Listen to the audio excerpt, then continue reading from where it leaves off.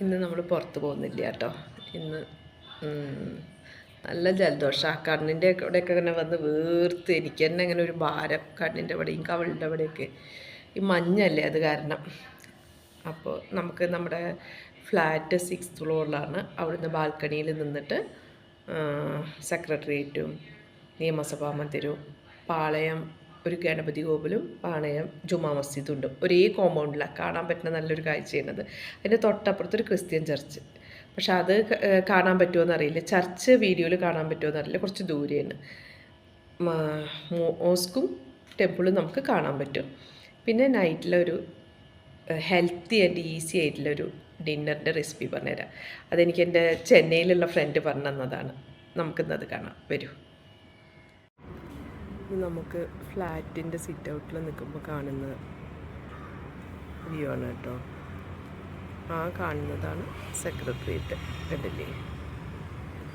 അവിടെ നിന്ന് ഇങ്ങനെ വരും. പിന്നെ നമ്മുടെ ഫ്ലാറ്റിൻ്റെ തൊട്ടടുത്തൊരു മാർബിൾ ഷോപ്പാണ്.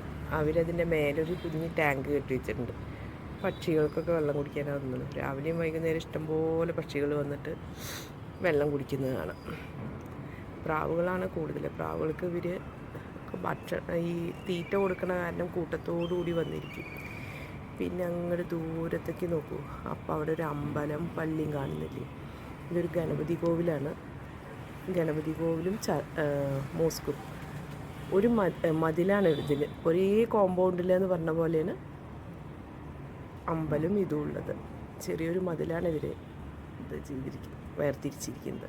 അതിൻ്റെ തൊട്ടപ്പുറത്ത് തന്നെ ഒരു ക്രിസ്ത്യൻ ചർച്ചും ഉണ്ട്. അത് നമുക്കിതിൽ എനിക്ക് സൂം ചെയ്യുമ്പോഴും കാണിക്കാൻ പറ്റുന്നില്ല. അമ്പലത്തിൻ്റെ അടുത്ത് തന്നെ കണ്ടില്ലേ പള്ളി, മുസ്ലിം പള്ളി. അതിൻ്റെ തൊട്ടപ്പുറത്തായിട്ട് തന്നെയാണ് ചന്ദ്രശേഖര നായർ സ്റ്റേഡിയം വരുന്നത്. പിന്നെ അതാ ഈ രണ്ട് ബിൽഡിങ്ങിൻ്റെ ഇടയിലുള്ളൊരു ബിൽഡിങ് കണ്ടു. ആ ബിൽഡിങ്ങാണ് നിയമസഭാ മന്ദിരം. കാണുന്നുണ്ടെന്ന് വിശ്വസിക്കുന്നു. ഞാനിങ്ങനെ സൂം ചെയ്യുന്നുണ്ട്. അപ്പോൾ എന്താ വരുന്നതെന്ന് അറിയുന്നില്ല.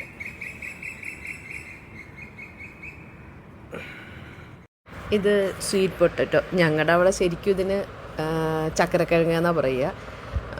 ഇത് പുഴുങ്ങിയതാണ് കേട്ടോ. ഇതിപ്പോൾ സ്വീറ്റ് പൊട്ടറ്റും ഗോതമ്പ് പൊടിയും കൂടി ചപ്പാത്തിക്ക് കുഴച്ച മാവാണ്. ഇതാ നോക്കൂ, ചപ്പാത്തി ഈസി ആയി കിട്ടുന്നുണ്ട്. കുറച്ച് നെയ്യ് പരട്ടണം കേട്ടോ. അപ്പോഴല്ലേ ചപ്പാത്തിക്കും ദോശയ്ക്കും ഒരു ടേസ്റ്റ് ഉണ്ടാവുക. നല്ല ഇതാണ്. ഒന്ന് ട്രൈ ചെയ്യൂ. ഇതാണ് മുട്ടക്കറിക്ക് നമ്മൾ ഉള്ളി, വെളുത്തുള്ളി, ഇഞ്ചി, പച്ചമുളക്, ടൊമാറ്റോ കട്ട് ചെയ്തത്. അങ്ങനെ അവസാനം മുട്ടക്കറി. ഒരു 10 മിനിറ്റ് കൊണ്ട് ഉണ്ടാക്കിയ മുട്ടക്കറിയാണ്. മുട്ടക്കറി റെഡിയായി.